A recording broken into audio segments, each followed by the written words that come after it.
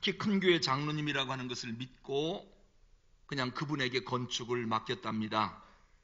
얼마나 신뢰했던지 건축비를 미리 드렸답니다.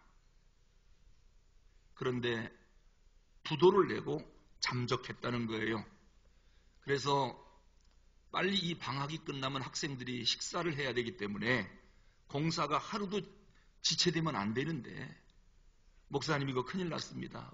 빨리 긴급 기도를 부탁드립니다. 그런 전화였습니다. 교회 직분을 내세워서 공사를 수주를 한 것이지요. 그런데 그만 부도를 내고 잠적해 버렸습니다. 여러분 어떻게 생각하십니까? 오늘은 그리스도인의 삶의 대헌장 10계명 강의 6번째 시간입니다. 오늘은 제3계명을 중심으로 여호와의 이름을 망령되게 부르지 말라라고 하는 제목으로 하나님 말씀을 증거하겠습니다. 앞서 말씀드렸듯이 제1계명은 오직 여호와 하나님만 섬기라는 예배의 대상을 말씀하는 계명이고, 2계명은 하나님은 영이시기 때문에 어떤 형상이나 우상을 만들어 놓고 섬기면 안 된다라고 하는 예배의 방법을 우리에게 알려주셨습니다. 그리고 오늘 본문 제3계명은 여호와 하나님의 이름을 함부로 부르지 말라는 예배의 태도와 예배의 자세에 대해서 말씀해주는 계명입니다. 우리가 어떤 태도로 하나님을 섬기고 예배할 것인가? 오늘 본문 7절에 자세히 나와 있습니다. 너는 너의 하나님 여호와의 이름을 망령되게 부르지 말라. 여호와는 그의 이름을 망령되게 부르는 자를 죄 없다 하지 아니하리라. 하나님 이름을 함부로 망령되게 부르면 하나님 말씀하십니다. 반드시 죄를 묻겠다는 거예요. 예수님이 가르쳐준 주기도문에도 보면 제일 먼저 우리가 무엇을 간구해야 하느냐? 하늘에 계신 우리 아버지 이름을 거룩하게 하시며 하나님의 이름을 거룩하게 해달라고 맨 먼저 기도하랍니다. 하나님은 당신의 이름을 아주 소중히 여깁니다. 아니, 이름이 뭐길래 하나님은 당신의 이름을 그렇게 소중히 여길까? 여기에는 분명한 이유가 있습니다. 여러분, 세상의 모든 만물은 이름이 다 있습니다. 그 이름을 누가 졌습니까? 천지 창조를 마치신 뒤에 하나님이 곧바로 아담을 불러서 이 피조물들에게 이름을 붙여주라고 그랬습니다. 이름이 주어져야 비로소 그 존재가 완성되기 때문입니다. 그래 우리가 어린아기가 태어나면 제일 먼저 하는 일이 뭐죠? 이름 짓는 일입니다. 그런데 이 신의 세계에도 이름이 있습니다. 여러분, 이방신들 가운데 바알신, 아세라신, 다곤신, 헬라의 제우스신, 이거 다 이방신들이지만 나름대로 이름을 다 갖고 있습니다. 그런데 이방신들의 이름은 누가 줘준 겁니까? 사람들이 진 겁니다. 사람들이 그렇게 이름을 붙여준 겁니다. 그런데 여호와이신 하나님의 이름은 당신이 직접 모세에게 알려준 이름입니다. 모세가 미디안 광야에서 양을 치고 있을 때입니다. 불붙는 가시떨기 가운데 이상한 음성이 들리는데, 모세야, 너 지금 애굽에 가서 내 백성을 출애굽시켜라. 너무도 깜짝 놀래서, 아니, 당신이 누구요? 당신 이름이 뭡니까? 그때 출애굽기 3장 14절에서 나는 여호와 곧 스스로 있는 자니라. I am that I am. 스스로 있는 자 여호와라고 당신의 이름을 알려주셨습니다. 여기서 하나님이 당신의 이름을 우리에게 알려주셨다는 데에는 세 가지 의미가 있습니다. 첫째는 뭐냐? 당신의 존재를 알려주겠다라고 하는 하나님의 자기 계시요, 동시에 그 이름을 매개로 해서 우리 인간과 깊은 관계를 맺고 싶다라고 하는 뜻입니다. 그리고 두 번째는 하나님은 구체적으로 존재하는 한 인격체이시기 때문에 백성들과 대화가 가능하고 언약을 맺고 우리의 기도를 들으시며 응답해 주시는 하나님이시다. 이것이 이름을 알려주는 중요한 두 번째 이유고, 세 번째는 하나님은 절대자인 신이십니다. 그런데 그 신의 위치에 늘 계시는 게 아니라 상대적인 위치인 인간 자리에까지 내려오셔서 우리를 만나주시겠다라고 하는 그 의미가 이름을 알려주는 속에 담겨 있습니다. 그래서 우리 인간들과 항상 친근하게 지내고 교제하고 서로 잘 이해하고 사귈 수 있는 하나님이시다. 그런 하나님인 것을 나타내는 것이 이름을 알려주는 데에 담겨 있습니다. 원래 이름이라고 하는 것은 그 사람의 인격과 성품을 대표하는 것입니다. 그래서 우리가 하나님의 이름을 높인다라고 하는 것은 하나님을 높여드리고 그분께 영광을 돌린다라고 하는 의미입니다. 이름을 높이는 것이 곧 하나님을 높이는 것입니다. 특히 히브리 사람들은 이름을 지을 때 그 이름 속에 대부분 부모의 기도 제목이나 앞으로 이 아이가 어떻게 됐으면 좋겠다라고 하는 예언의 의미를 담아서 이름을 짓곤 했습니다. 그래서 히브리 사람들은 이름을 소중히 여길 뿐만 아니라 각각 이름마다 중요한 의미가 다 있습니다. 그래서 그 이름을 부를 때마다 우리 아이가 이름대로 되게 해주세요. 기도가 바로 그들의 이름입니다. 그래서 그들은 이름대로 되는 것을 볼 수 있습니다. 여러분, 믿음의 조상의 이름은 원래 아브람이었는데 하나님이 아브라함으로 바꿔줬습니다. 아브람일 때는 자녀가 없었습니다. 왜냐하면 아내 사라가 불임녀였거든요. 100세가 돼서 아들을 낳았으니까요. 근데 하나님이 그냥 아들을 준 게 아니라 너 이름 바꿔라. 뭐라고요? 아브라함, 열국의 아비, 만 백성의 아비라고 이름을 바꿔주고 이름대로 아들을 주셨습니다. 그리고 그 후손이 하늘의 별처럼 바다의 모래알처럼 정말 만국의 백성의 아비가 되었죠. 이삭은 기쁨, 웃음이라고 하는 뜻입니다. 이름대로 이삭은 한평생 기쁘게 살았어요. 성경에 어려움 없이 웃으며 산 사람의 대표적인 이름이 이삭입니다. 그래서 많은 사람들이 자녀를 낳으면 이삭이라고 이름을 많이 져요. 왜? 얘가 한평생 웃고 살았으면 좋겠다는 거예요. 야곱은 승리자라고 하는 뜻입니다. 아니나 다를까? 야곱은 가는 곳마다 승리를 했지요. 베드로는 반석이란 뜻입니다. 예수님의 이름은 이 백성을 죄에서 구원할 자다라는 뜻입니다. 그 이름대로 모든 것이 되는 것을 볼 수 있습니다. 그래서 히브리 사람들은 이름을 아주 소중하게 여긴 것이지요. 자, 그런 의미에서 볼 때 하나님의 이름은 여호와입니다. 여러분, 이 여호와라고 하는 이름 자체에 당신을 계시하고 싶은 깊은 뜻이 있는 거예요. 다시 말씀드리면 하나님은 당신의 이름을 우리에게 알려주면서 그 이름을 통해서 우리에게 뭔가를 알려주고 싶은 거예요. 계시해주고 싶은 것입니다. 그게 뭘까요? 여호와라고 하는 이름의 뜻을 우리가 살펴보면 이름을 통해서 우리에게 알려주고 싶은 게 뭔가를 알 수 있습니다. 원래 여호와라고 하는 히브리어는요, 이게 오묘한 뜻이 있습니다. 이 단어가 한 개의 단어로 독자적으로 쓰일 때는 말 그대로 스스로 존재하는 자란 뜻이에요. I am that I am. 그런데 이 여호와라고 하는 단어를 어떻게 생겼는가 어원을 찾아보면요, 이 여호와라고 하는 말은 세 단어가 하나로 합성돼서 만들어진 합성어입니다. 여히, 호베, 하야, 이 세 단어가 하나로 합쳐져 여호와라고 하는 이름이 된 것입니다. 그러니까 여히, 호베, 하야, 이게 무슨 뜻인가를 알면 여호와라고 하는 말의 의미를 우리가 알 수 있겠습니다. 우선 여히라고 하는 말은 그는 존재할 것이다 라는 뜻이에요. 호베라고 하는 말은 그는 존재하고 있다. 하야는 그는 존재했다 그런 뜻입니다. 그러니까 이 말을 종합하면 세 가지 의미가 있겠습니다. 첫째는 여호와란 장차 계실 분이며 지금도 계시는 분이요 이미도 계셨던 분이다.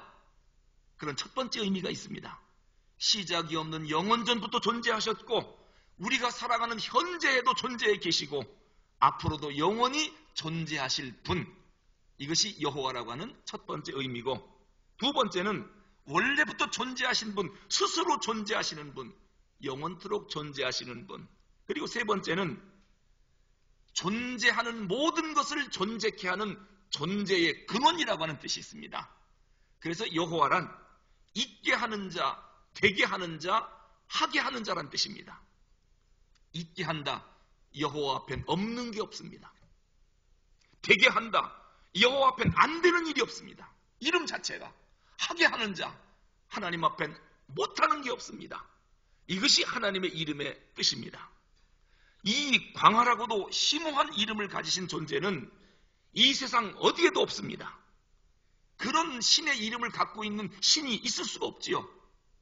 그래서 여호와라고 하는 이름을 밝히자 인간이 만든 모든 신들은 부정이 된 것입니다.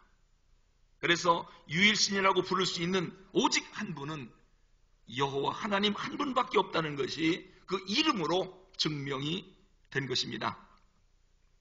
자, 이렇게 여호와라고 하는 이름이 놀라운 뜻이 있다면 우리가 이 이름을 부를 때나 사용할 때 마땅히 그 이름의 의미나 의도에 맞춰서 바르게 사용해야 합니다.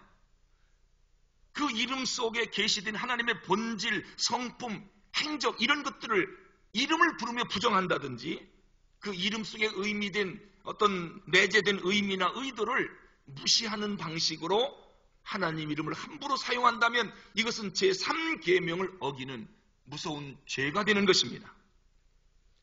하나님 이름을 함부로 부르면 어떻게 되는가 제가 알려드리겠습니다.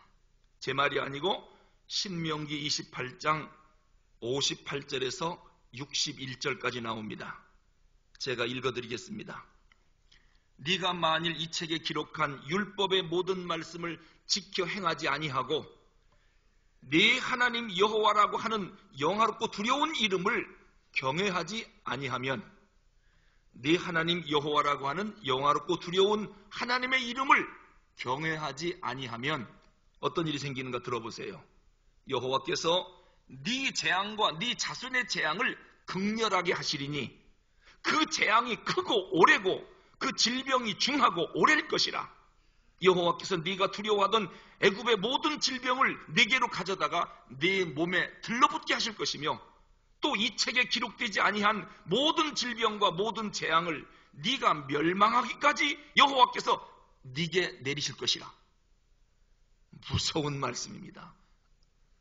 저는요 성경을 참 많이 읽었지만 신명기에 이런 말씀이 있는지 설교 준비하다가 다시 깨달았어요.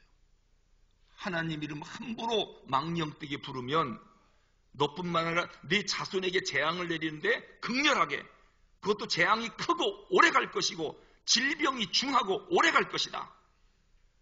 여호와께서 네가 두려워하던 애굽의 모든 질병을 전부 가져다가 네 몸에 들러붙게 할 거다.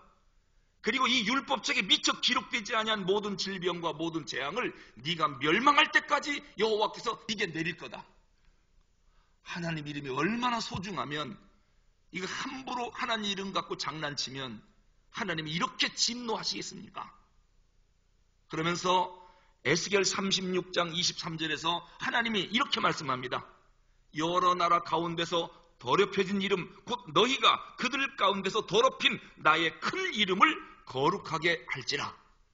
하나님 이름이 이방 땅에서 너무도 더럽혀졌답니다. 세상 사람들이 하나님을 갖고 함부로 말한다는 것입니다. 이렇게 큰 이름을 너무너무 더럽혔는데 너희가 거룩하게 만들지니라. 우리 보고 하나님 이름을 거룩하게 만들어 달랍니다. 자, 그러면 이제 우리는 결코 농담으로라도 하나님 이름을 함부로 부른다든지 망령되게 부르면 안 되겠습니다. 자, 그러면 어떻게 하는 것이 망령되게 부르는 겁니까? 이 망령되다라고 하는 말을 성경 사전을 찾아보니까 히브리어로 샤웨라고 하는 단어예요. 샤웨. 이게 무슨 뜻이냐? 헛되게, 거짓말로, 농담 삼아, 이런 뜻입니다. 그러니까 이 망령되게 부른다라고 하는 것은 이런 얘기입니다. 하나님 있으면 나와보라 그래. 하나님은 실제로 존재하는 신이 아니야. 헛된 것이요, 가짜에 지나지 않는 우상과 같은 거야. 이런 거짓말을 하는 것, 이것이 샤웨라고 하는 말의 의미입니다. 하나님을 그렇게 함부로 말하지 말라는 겁니다. 그러면서 여호와는 그의 이름을 망령되게 부르는 자를 죄 없다 하지 아니하리라. 여기서 죄 없다라고 하는 말이 낙하라고 하는 말입니다. 죄 없다고 안 할 거다. 낙하라고 하는 말이 원래 깨끗하다, 정결하다 그런 뜻인데, 하나님의 이름을 함부로 부르는 자는 내가 죄 없다고 결코 판단하지 않을 것이다. 이 말은 죄를 묻겠다는 거예요. 결코 깨끗한 자가 되지 못할 것이다. 절대로 하나님의 심판을 피하지 못할 것이다. 이런 뜻이 됩니다. 저는 제가 설교를 준비하면서 하나님 앞에 잠깐 놓고 회개했습니다. 하나님, 혹이라도 제가 무의식 중에라도 하나님 이름을 함부로 말했다면 제가 몰라서 그랬습니다. 하나님 용서해 주시기를 바랍니다. 이게 이렇게 중대 범죄라고 하는 것을 제가 미처 생각을 못했습니다. 그리고 회개하고 계속 설교를 준비했습니다. 자, 그렇다면 우리도 이런 생각을 하면서 오늘 제3계명이 주는 현대적 의미와 적용점을 한번 생각을 해보겠습니다. 사실 오늘 우리들처럼 하나님의 이름을 자주 부르고 많이 부르는 사람도 없습니다. 여러분, 예배를 드릴 때 처음부터 마지막까지 하나님 이름 참 많이 부릅니다. 찬송할 때도 많이 부르고, 기도할 때도 많이 부르고, 성경 읽을 때나 성경 공부할 때나, 심지어는 다른 사람과 대화 나눌 때도 꼭 신앙이 좋아서라가 아니라 습관적으로라도 하나님의 이름을 참 많이 얘기합니다. 그렇기 때문에 일상적인 삶 가운데 나도 모르게 제3계명을 어길 가능성이 상당히 많은 사람들입니다. 아예 여호와의 이름을 애체 안 부르는 사람은 망령되게 부르는 죄도 안 짓겠지요. 근데 우리는 생활상 기독교인이기 때문에 하나님에 대해서 많이 언급을 하거든요. 그래서 자칫 잘못하면 그 이름을 함부로 부를 가능성이 상당히 높은 사람들이다. 이것을 우리가 꼭 기억을 하면서 다음 3가지 경우를 여러분 꼭 잊지 마십시오. 첫째는 뭐냐면, 하나님의 이름을 망령되게 부른다라고 하는 것은요, 하나님을 욕하는 데 사용하는 사람이 있어요. 되게 그 영어권에 있는 사람들, 이렇게 미국 사람들하고 대화를 나누다 보면 또 그 사람들이 막 싸울 때라든지 그런 것을 가만히 보면요, 욕설 가운데 천벌 받을 놈, 이런 욕설이 있지요. 참 안 좋은 욕인데 그들은 그걸 뭐라고 하느냐, God damn you. 왜 거기에 갓을 넣습니까? 왜 거기에 욕에다가 하나님을 집어넣어요? 그리고 그들은요, 감정이 상했다든지 뭔가 마음에 안 들고 자기를 힘들게 하면 제기랄하고 욕을 해요. 그게 뭔 줄 아세요? Jesus Christ.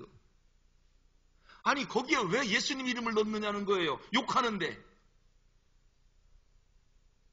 이 거룩한 하나님의 이름을 자기 감정상에서 욕하는데 Jesus Christ, 이걸 왜 넣느냐 말이에요. 예수님의 이름을. 왜 하나님을 자꾸 끌어들입니까? 다른 사람을 저주하고 욕하는데 거룩한 하나님을 들먹거리면서 그 이름을 갖고 욕을 한다. 이거 빨리 고쳐야 됩니다. 하나님은 그렇게 우리가 갖고 장난치는 분이 아니에요. 감히 피조물이 하나님의 이름을 갖고 그렇게 할 수가 있습니까? 두 번째로, 하나님의 이름을 망령되게 부르는 또 다른 형태가 있는데, 이미 우리 가운데 널리 행해지고 있는, 한마디로 하나님의 이름을 아주 경박스럽게 사용하는 경우가 있습니다. 우선 하나님에 대해서 농담을 할 때 하나님의 이름을 자꾸 댑니다. 뭐라고 하느냐? 아이고, 하나님도 우스우셔. 아니, 하나님이 살아계시다면서 왜 그렇게 하실까? 진짜 계신 거야, 만 거야? 이거 사람 웃기려고 하는 얘기거든요. 왜 웃기는데 하나님의 이름을 함부로 사용합니까? 이건 옳지 않습니다. 또 어떤 사람은 자기의 결백이나 자기의 무죄를 입증하기 위해서 하나님의 이름을 언급하기도 합니다. 여러분, 호피무늬 코트 사건 잘 아시지요? 한동안 재판장에서 어느 큰 교회 권사님들이 싸움이 붙었습니다. 호피무늬 반코트를 뇌물로 줬다 안 줬다 막 치열하게 경쟁이 붙으니까 원고와 피고가 판사 앞에 나와가지고요, 어떻게 맹세했느냐? 내가 아무개 교회 권사입니다. 권사. 내가 거짓말하겠습니까? 하고 성경에 손을 얹고 맹세하는 거예요. 결코 아니다. 근데 저쪽에서는 나도 권사입니다. 저 사람이 뇌물을 줬습니다. 하나님 앞에 맹세합니다. 누구 말이 옳아요? 누구 말이 옳아요? 자기의 결백을 내세우려고 왜 하나님을 끌어들이냐 말이에요. 나중에 알고 봤더니 둘 다 새빨간 거짓말이에요.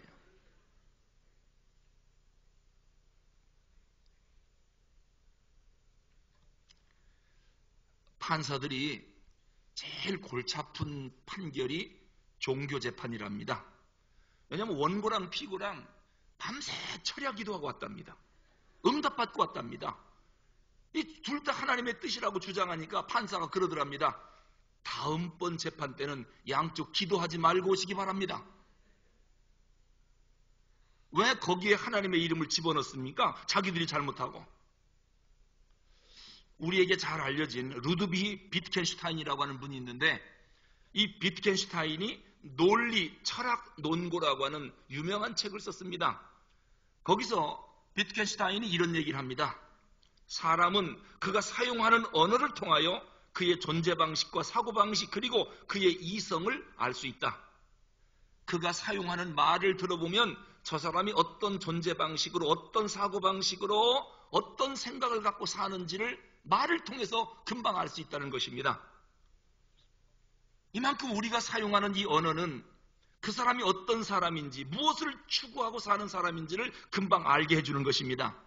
그러면서 비트겐슈타인이 이런 얘기를 합니다. 우리의 언어가 한 사람의 인격에도 큰 영향을 끼칠 수 있다. 한 사람을 죽이는데도 말 한마디면 가능해요. 한 사람을 살리는데도 말 한마디면 가능해요. 이게 무서운 일입니다. 내 말 한마디로 어떤 사람의 인격에 큰 영향을 미친다는 거예요. 그렇기 때문에 우리가 하나님의 이름을 사용할 때 정말 진지하고 깊이 생각해야 합니다. 내 언어 생활 속에서 하나님의 이름이 경박하게 사용되지 않도록 우리는 항상 조심해야 됩니다. 고대 로마 시대에 기독교를 지독하게 박해하던 황제들이 많이 있었는데, 그 중에 한 황제가 기독교인을 잡아다가 막 사형을 집행하기 전이었습니다. 이 황제가 뭐라고 조롱하느냐? 예수님의 이름을 회방하며 조롱하는데, 야, 너 그리스도인이라며, 너 예수 믿는다며, 네가 이렇게 고난받고 죽어가는데 도대체 너의 주라고 하는 나사렛 예수는 지금 어디서 뭘 하고 있느냐? 뭐 능력이 있다며 한번 너를 구원해달라고 한번 외쳐봐라. 그러니까 이 사형수가 황제 앞에서 당당히 외쳤답니다. 황제요, 나사렛 예수는 지금 하늘나라 목공실에서 당신 관짜고 있습니다. 그랬더니 갑자기 이 말이 끝나자마자 황제가 그 자리에서 즉사했다는 얘기예요. 그리고 또 하나 얘기가 있습니다. 옛날 중국 은나라에 무울왕이 있었습니다. 무울왕. 하나님을 조금도 두려워하지 않고 하나님 회방하기를 식은 죽 먹듯이 하는 그런 왕이었습니다. 하루는 무울왕이 신하들하고 활 가지고 산으로 사냥을 나갔습니다. 한 마리도 못 잡고 그냥 돌아오니까 화가 나서인지 하늘을 향하여 활을 쏘면서 그랬답니다. 하나님이나 한 마리 잡아가자. 그랬더니 갑자기 하늘에서 뇌성병력이 치면서 소나기가 쏟아지고 벼락이 떨어졌는데, 그 벼락에 맞아 무울왕이 그 자리에서 즉사했다는 기록이 있습니다. 하나님의 이름을 망령되이 한 자에 대한 하나님의 즉결 심판입니다.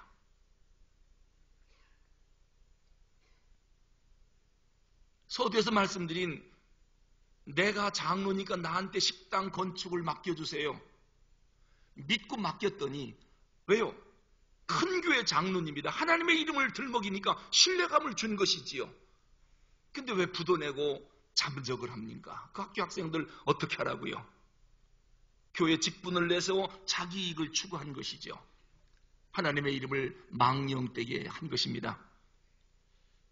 역대하 18장에 보면 북이스라엘의 아합 왕하고 남유다의 여호사밧 왕이 동맹을 맺어 아람군과 전쟁을 했습니다. 그때 거짓 선지자 400명이 이스라엘 여호사밧 왕에게 예언합니다.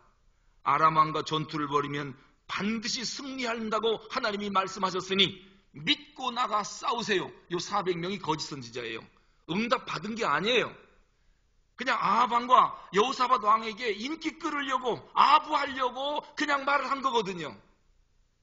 그 전쟁에서 결국 아합 왕이 죽게 됩니다. 아니 왜 하나님의 이름을 들먹이면서 거짓말합니까? 마치 자기가 원하는 것을 하나님의 뜻이라고 말하는 사람과 똑같습니다. 어떤 사람들은 자기 목적을 달성하려고 뭐라고 말하느냐? 내가 어젯밤 꿈 꿨는데 하나님이 말씀하셨어요. 그래 어쩌란 말입니까? 내가 기도해 보니까 하나님이 이렇게 응답하셨어요. 또 내가 기도해 보니까 내 마음에 이런 생각과 이런 마음이 들어요. 왜 자꾸 하나님의 이름을 이용해서 자기 생각을 관철시키려고 합니까? 이거 정말 조심해야 됩니다. 그리고 또 하나는 모든 걸 자기 마음대로 해놓고 마지막 순간에는 하나님이 나를 인도하셨다. 자기 생각대로 한 거잖아요. 하나님의 이름을 자기 소원 성취에 이용하는 것, 이것도 조심해야 됩니다.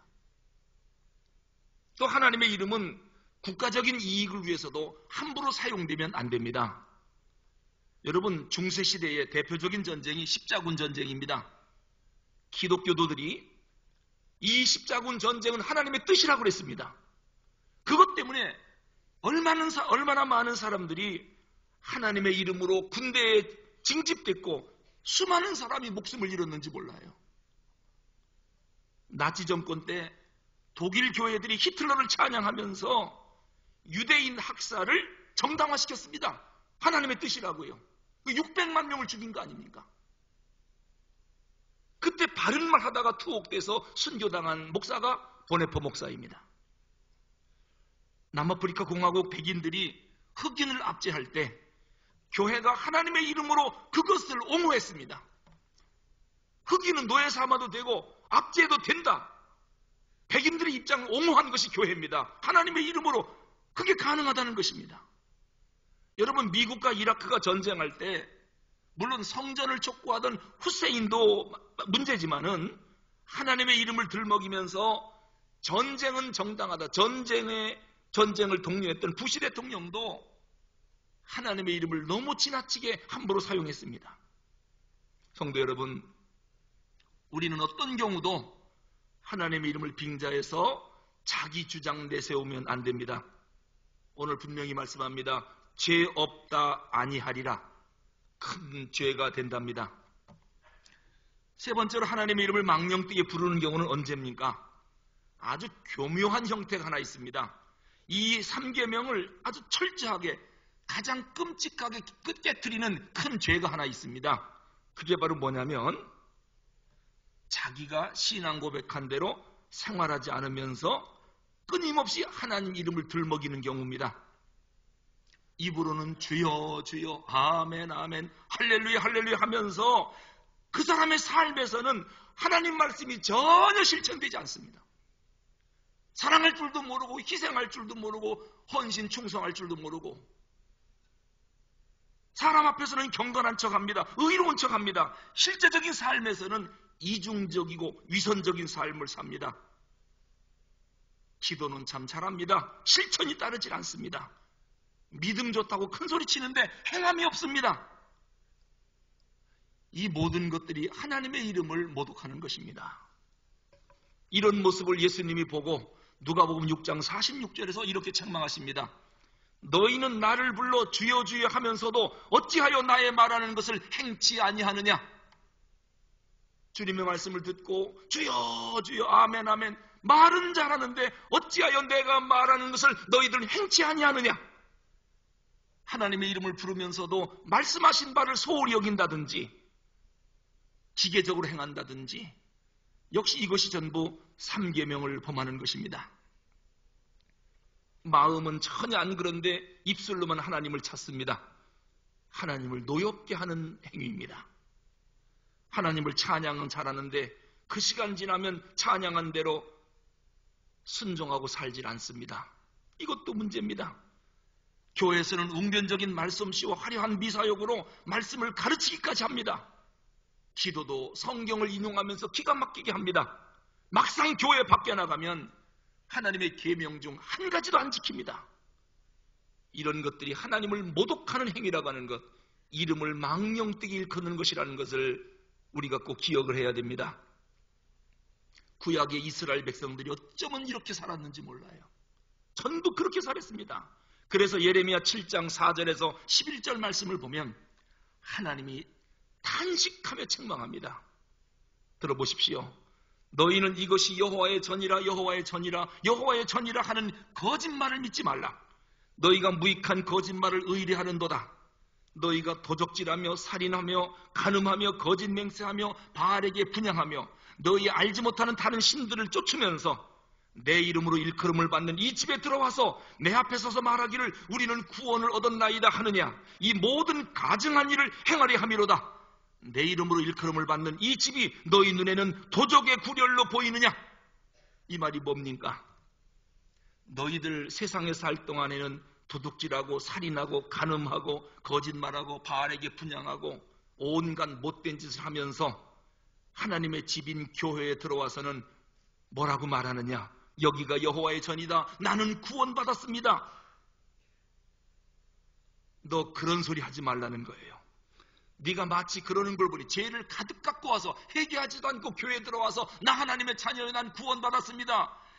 이것은 이 하나님의 집을 강도의 구렬, 도적의 구렬로 만드는 짓이라는 것입니다. 하나님이 진노해서 책망을 하는 것입니다. 여러분, 우리가 연약하기 때문에 세상 살 때 나도 모르게 죄를 짓고 악을 행할 때가 있습니다. 하나님 앞에 나올 때 회개하고 나와야지요. 근데 회개하지도 않고 뉘우치지도 않고 돌이키지도 않고 그냥 만약에 교회 와서 하나님 앞에 예배를 드리겠다고 나온다면 이것은 가증한 일이라는 것입니다. 교회를 도적의 구렬로 생각하기 때문에 그런 일이 발생한다는 거예요. 회개하지 않은 죄를 갖고 와서 예배드리고 나는 구원받았다 축복받았다. 이게 교회를 우습게 여기니까 그런 일이 생기지 않겠느냐. 바로 이런 말씀입니다. 하나님 앞에서 정직하고 바른 삶을 살라는 강조하는 말씀입니다. 성도 여러분, 원래 그리스도인 크리스천이라고 하는 말이 어디서 왔느냐? 크리스토포라고 하는 말에서 유래된 것입니다. 크리스토포. 이 크리스토포라고 하는 말은 그리스도에게 속한 자, 그리스도를 등에 업고 다니는 자, 그런 뜻입니다. 이 말은 뭡니까? 천국의 증인, 그리스도인의 증인이라는 의미입니다. 이 말은 우리 그리스도인의 얼굴을 통해서 천국이 보여야 되고 우리를 통해서 예수님의 얼굴이 보이는 사람들, 그 사람 말을 통해서 하나님의 음성이 들리고 예수님의 음성이 들리는 사람, 이 사람이 크리스토포입니다. 크리스토포. 거기에서 그리스도인이라고 하는 말이 유래된 것입니다. 그런데 그 사람 입에서 하나님의 음성이 들리는 게 아니라 거짓말이 들리고 나쁜 말이 들리고 사람을 속이고 그러면 되겠느냐는 겁니다. 여러분, 프랑스 전쟁 영웅하면 보나파르트 나폴레옹입니다. 하루는 나폴레옹이 전쟁터에서 사병들의 막사를 순찰할 때 어느 막사에서 사병 하나가 막 욕을 하는데요. 보나파르트 나폴레옹은 죽일 놈이다. 나폴레옹이 깜짝 놀랐습니다. 병사들이 자를 뒤에서 그렇게 욕하는지 몰랐거든요. 그래서 이게 뭔 일인지 그 병사를 오라고 그래서 조사하는 과정 중에 자기 이름과 똑같은 동명이인이 사병 중에 하나 있는 걸 알았어요. 똑같이 보나파르트 나폴레옹이에요. 이 사람 행동이 너무너무 행실이 안 좋은 사람이라 다른 병사들에게 욕먹는 병사예요. 그래서 나폴레옹이 그를 불러다 놓고 꾸중합니다. 너 이름을 바꾸든지 아니면 네 행실을 바꾸든지 둘 중에 하라. 이름을 바꾸든지 못 바꾸겠으면 행실을 바꾸라는 겁니다. 그래서 나폴레옹이라고 하는 이름에 먹칠하지 말라는 거예요. 네가 그리스도인이면 그리스도인이라고 말할 것 같으면 행실을 바꾸든지, 행실을 못 바꾸겠거든 어디 나가서 교회 다닌다고 말하지 말라는 거예요. 왜요? 그리스도인이라고 하는, 크리스토퍼라고 하는 말을 모욕 주지 말라는 얘기입니다. 말씀을 맺겠습니다. 하나님의 이름을 존귀하게 여기시기를 바랍니다. 우리가 하나님의 이름을 바르게 부르고 바르게 사용하면 하나님이 크신 영광을 받으시고 우리에게 크신 은혜와 복을 주십니다.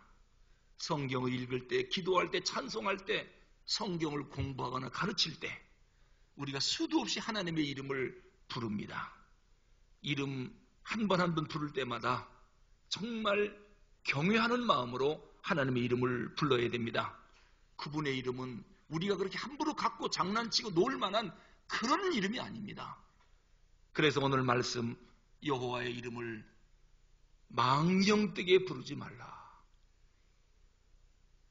말씀하시는 것입니다. 기도하겠습니다.